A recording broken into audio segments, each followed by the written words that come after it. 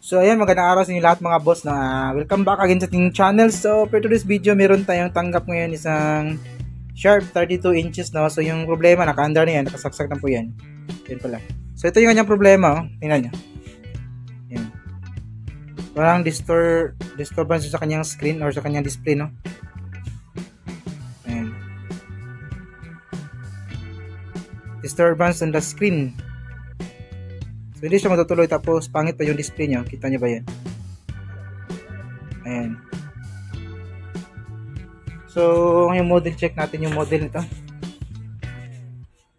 Model niya is, ayan, LC-32LA150M. So, buksan natin. Ito, nabuksan na po natin, no? Then, makakadalasang problema pag mga ganong display. Kadalasan yan is yung kanyang, ito, LVDS cable. Minsan nagkakaroon siya ng corrosion dun sa kanyang linya, kaya yung dahilan bakit merong glitch at saka disturbance yung kanyang display sa panel, no.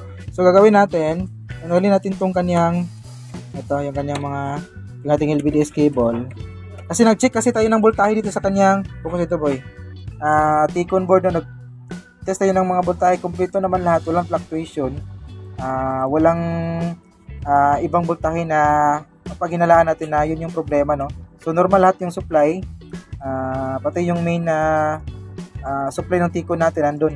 So yung 12 volts din normal, sakto naman yung 12 volts na pumapasok dito sa ating T-con board.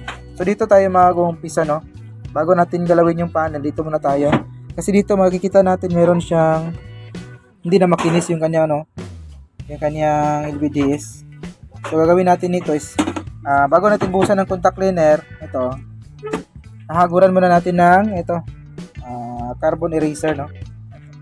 So ganun lang, yan, hagurin lang natin para maging makinis ulit yung kanyang linya. At kung may mga corrosion dito, di malilinis mo yan ng ating carbon eraser, no.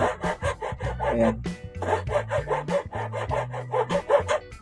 Ayan, pag na siya, parang kuminis na, pwede na yan. Ayan. Tapos buhusan natin ng contact cleaner. Ayan. Wait, tanggal yung kanyang nozzle.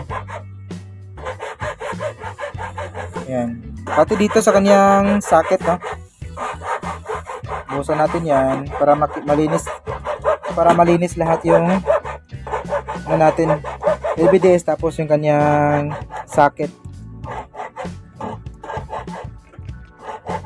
Wait, ayusin pa natin ng konti. So dito naman sa kabila, ito, haguran natin ng rin kasi medyo hindi na makinis yung kanyang linya, no.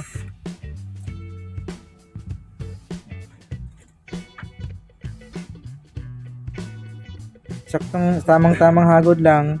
Kapag kuminis na at kuminang na yung kaniyang linya dito, pwede na yan.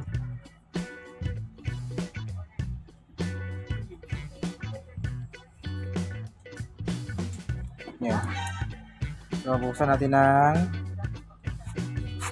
contact cleaner, pati yung kanyang socket dito.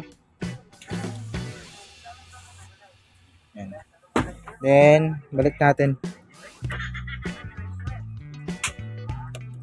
Yan. So ito, ulitin natin dito kasi parang hindi natin na-lock ng maayos, eh. Yan.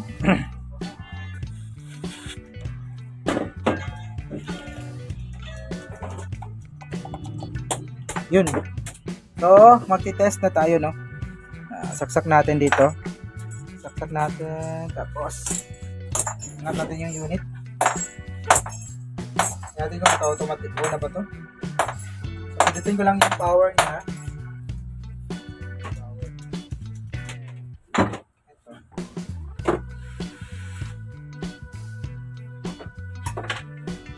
Wait, hindi na power.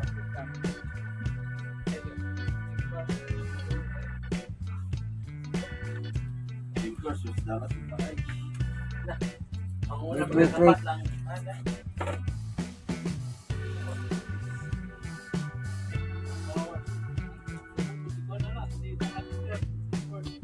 Wala yung spray, yun na. Ayan. So yun o, kita nyo. Nag-normal ulit yung kanyang display.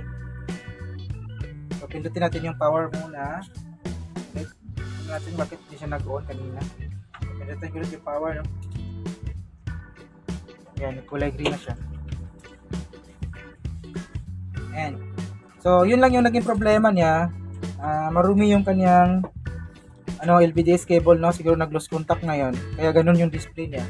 Parang may disturbance, parang siya, may glitch, tapos mag-display to, tapos dito naman then on off yung kanyang display ng panel, sa kapangit pa. So ngayon nag-normal siya matapos malinisan yung kanyang LVDS cable. So ayan, all done. Alright, so ganito lang yung video natin mga paps, no? Maraming salamat sa mga tiyagang nanood. May God be with us always, and this is your service Ryan Cruzitech. See you on the next video. Bye bye.